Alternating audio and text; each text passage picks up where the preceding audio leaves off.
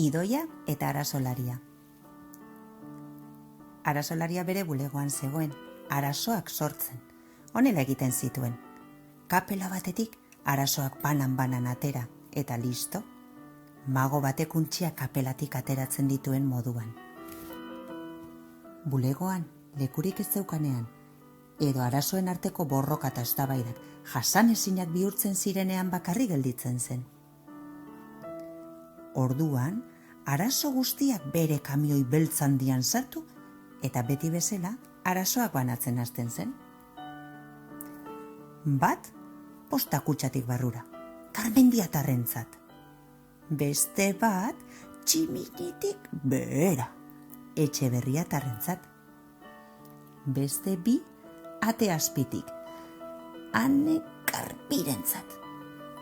Beste bi, esnearekin batera, Julen Mendizabalentzat. Gau ona zen ura Arasolariarentzat. Kamioiko araso guztiak banatu baitzituen. Kamioirantz gerturatzen ari zela, Idoia musikaren negar zotinak entzun zituen.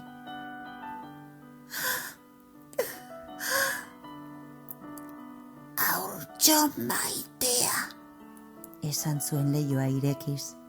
Zein da zure arazoa? Ba, zuk ez badakizu? Erantzun zion Idoiak negarrez. Ara, maite, guztiek dituzte arazoak. Baina neureak bezalakorik ez? Jarraitu zuen Idoiak negar zotinka. Arasolariak Idoiaren gela ilunari begirada bat bota zion. Gelako txoko guztietan arazoak ikusi zitezken kinuk eta irripar gaiztoak botatzen. Ohiko arazoak ziren. Besteengandik ezberdin sentitzea, ipurtandi, gauza berrien naia, debekatua. Besteek sinetz diezaguten, gezurrak esan beharra.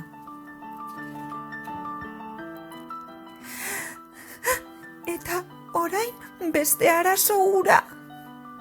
Malkoak isuri zituen Idoiak tximini gainean dantzan ari zen arazo gorri txiki bat adieraziz. Granoen arazoa?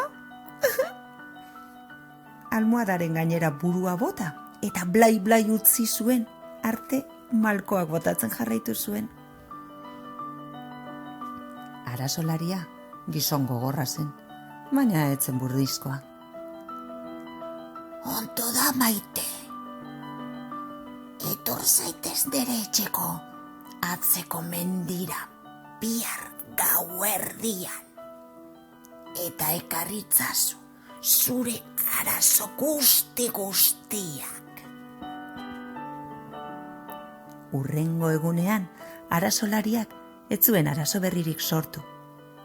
Arazo guztia jaso nahian alde batetik bestera korrika igaro zuen eguna. Idoia iritsi zenean, han zeuden arazo guztiak, poltsa ilunetan sarturik. Beste pertsona batzuen, ehunka arazo. Mendi guztia estaltzen zuten. Arasolariak Idoiaren arazoak ere poltsa batean sartu eta beste guztiekin batera bota zituen. Orain, esan zion. Joan eta aukera ezazu gehien gustatzen zaizun poltsa. Idoia lasterka joan zen beste guztien arazoak aztertzera. Eta banan poltsak ireki eta barrura begiratzen zuen. Jon berezi hartuarena. Ikaragarria! Beste hau, Olatz Maiztegirena. Beldurgarria benetan. Paul Iturzaetarena. Jaso alizateko astunegia, zer esanik ezinora eramateko. Patxi Artolarena. Are Afortunagoa! Aitor Basurtorena. Deabru baten lana! Begoña Urtezarrena. Oh, benetan historio negargarria. Inork ez luke horrelako arazorik izan behar. Esan zuen Idoiak, baina jendeak bazituen, eta baita larriagoak ere. Azkenik, esan diez txikizen poltsa bat aurkitu zuen Idoiak. Etzen besteak adina mugitzen, eta barrutik zetorren zaratak nahiko adizkidetsuak ziren. Poltsa barruan begiratu zuen.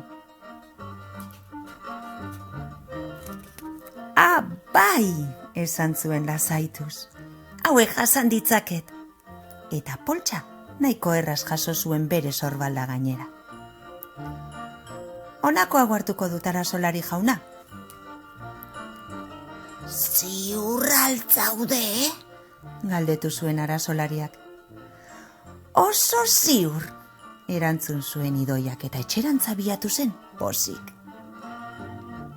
Urruntzen zen neurrian, poltsa gero eta arinagoa sentitzen zuen. Eta hau da, historiaren amaiera. Idoiak aukeratutako arazoak norenak ziren esatea besterik ez zait falta. Ba, Idoia beraren arazoak ziren. Arasolariak gau osoa jendeari bere arazoak itzultzen igaro zuen. Eta beti bezala egin zuen. Inolako ordenu eta plangintzari gabe. Beraz, azken aldi honetan esnatu zarenean, zure betiko arazoen ordez, arazo berrien poltsa bat aurkitu baldin baduzu, orain badakizu nola gertatu den. Eta egia ala gezurra, bi begien artean sudurra.